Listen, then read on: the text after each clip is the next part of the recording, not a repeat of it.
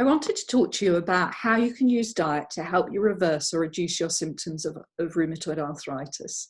I have personal experience of this, as I was diagnosed with rheumatoid arthritis 3.5 years ago. And through diet and lifestyle changes, I've managed to reverse my symptoms. And I found that diet had the most profound effect. So one of my most marked symptoms was that my hands were clawed, stuck like this every morning. And literally within a week of changing my diet, my hands began to unfurl. So it really had a marked difference for me. And from there, my symptoms really began to reverse, along with the other things that I was doing with diet.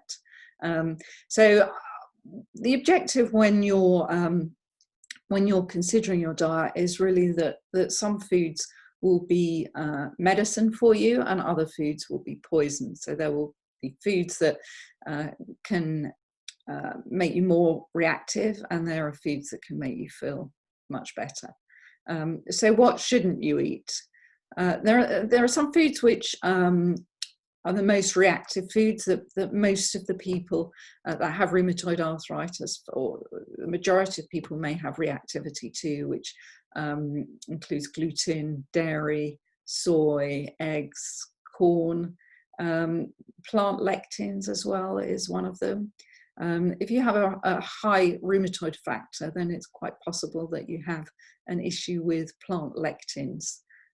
So that's worth looking at. And really the way to identify whether you have issues with any particular foods is to do an elimination diet, where you remove certain foods and see if your symptoms improve. And then you reintroduce those foods. You can reintroduce them to see whether that then changes your symptoms, or you can simply just leave those foods out. You should try to remove any inflammatory food. So eating too much animal protein can be inflammatory. Also processed foods and the obvious things like drinking too many fizzy drinks, or eating too many burgers, or too much in the way of fried foods. And then the food you want to eat, really try and include as many fruits and vegetables as you can, probably more vegetables than fruits. Plant fibers are really, really healthy for your gut bacteria, so your microbiome, which is responsible for many processes. And by having a healthy microbiome, you can help to keep your inflammation down.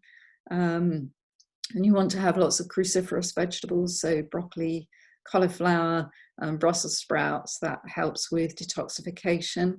And then also the brightly coloured fruits and vegetables tend to be high in phytonutrients, which just means plant nutrients.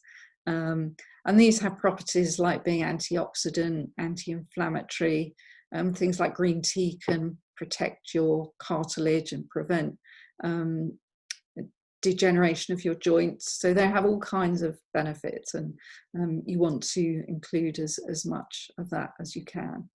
And then I just wanted to talk a little bit about specific diets. So things like the autoimmune paleo diet removes many foods all at once.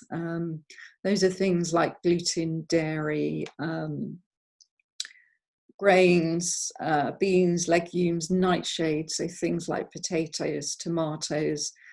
You are allowed to eat meat on the autoimmune paleo diet, and it encourages healthy fats such as avocado oil, coconut oil. You want to eat more omega-3 type oils, olive oil, flaxseed oil, rather than animal fats, which tend to be high in omega-6, which is more inflammatory.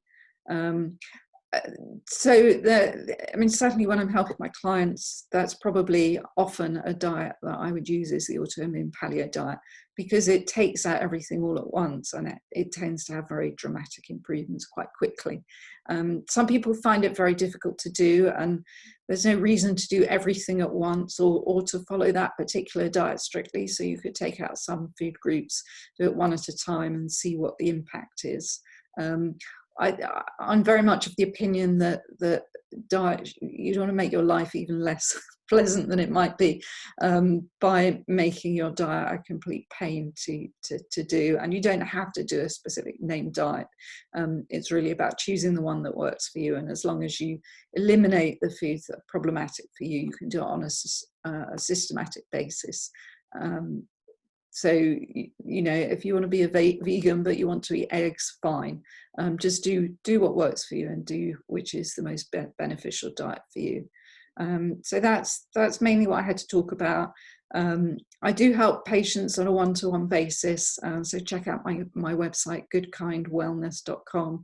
I have a Facebook page of the same name. I will be doing I'll be making other videos covering other things to help you reverse your symptoms. So things like digestion, toxicity.